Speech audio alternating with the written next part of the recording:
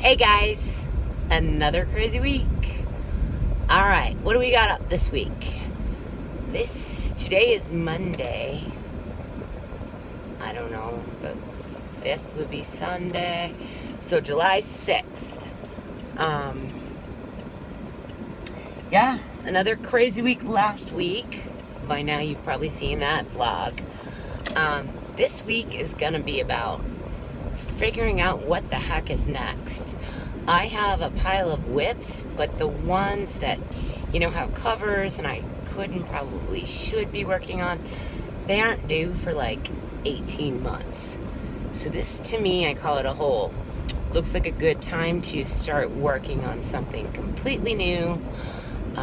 Fresh chapter, new start, no cover, just kind of pantster. See what I'm in the mood to write. I don't really know what that is, honestly, right now. I spent the morning going through Murder Maker. And if you guys really actually pay attention to some of my rambling videos, I'm not a huge fan of beta readers for a myriad of reasons. But there are times when I get stuck and I absolutely need a beta.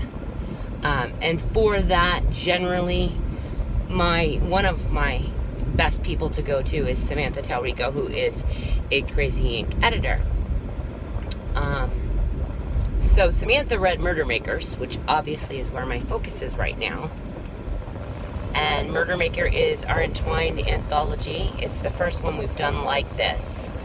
Everybody's pretty excited about it. It is worth being excited about. But because it's worth being excited about, and because there is so much interest, there's also a lot of pressure. My blessings,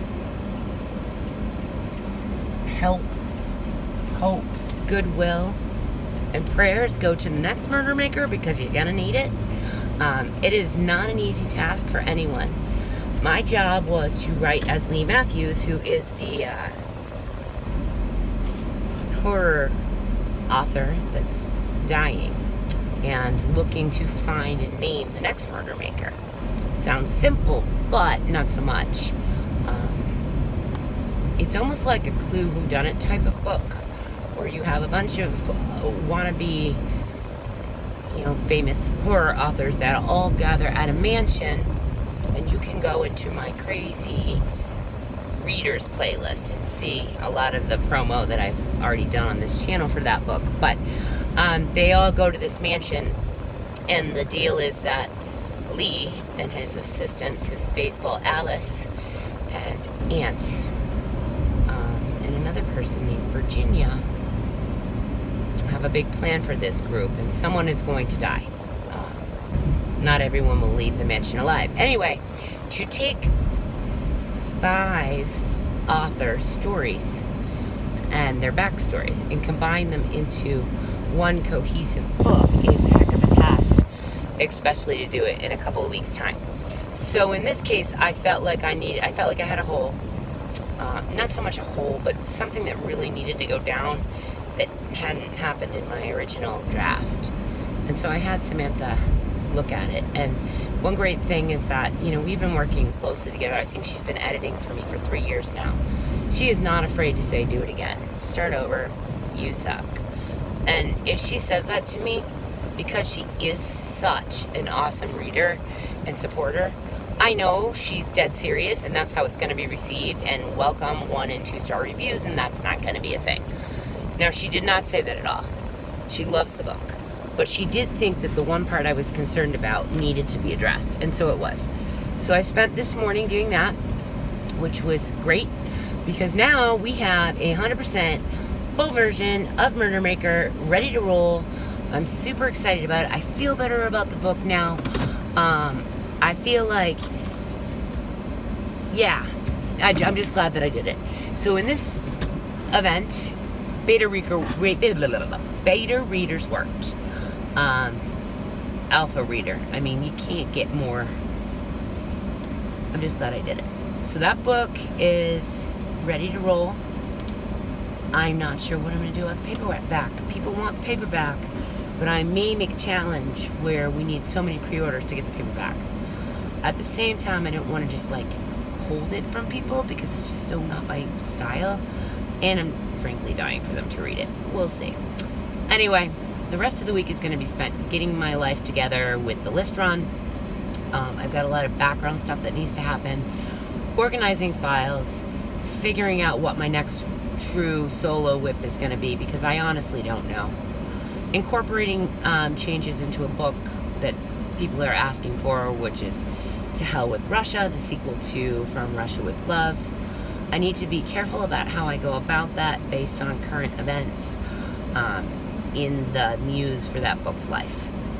But I think I know a way I can do it where I'll be okay legally and also okay with it myself morally. It's amazing how many times ethics come into the writing process. When I was in therapy school, we took so many ethics classes, and I think everyone should have to take. It's like everyone should take a class on credit. I think everyone should have to take a class on business ethics, or just straight up ethics. That class I took was an ethics class, just a standard ethics class, targeted at therapists. But yeah, so important, and it has helped drive a lot of my decisions in book world as well as therapy land. Anyway, I'm rambling. I don't know what I'm going to come up with this week, but that's okay. It really is. I'm okay with that. Whatever it is, I'm sure it'll be great. I'm sure it'll be great, and I will make it fun. All right, guys, I hope you're doing well. I'd love to hear what you're writing about. I'd love to hear what you're working on, what you're excited about, what books you're reading. Please leave a comment below. Sometimes I feel like I'm literally talking to myself, which, I guess isn't that weird for me anyways. Talk soon, guys. Bye. The craziest thing just happened on Facebook. Someone asked, what is my number one achievement? And I was like, well, my kids. I mean, I've got one that's 100% successfully out in the world, and I mean, just a great person. He's kind, he's motivated, he's even-keeled, he's, believe it or not crazy, against all odds. My other one is, I don't know, where are we now? July, August, September, October, November, December. 5 months away, 4 months really, because they're going to push his program faster to try to avoid or eliminate COVID risk, is 4 months away from his bachelor's degree. A free spirit just like his mother. Probably gonna make some mistakes, but nothing not recoverable. Fiercely independent. Basically fully launched too. I've got a semester's worth of tuition to figure out, and 2 awesome, contributing, talented, great kids. So yeah, that's my number one achievement. And I didn't think anything, I just wrote their names and my kids.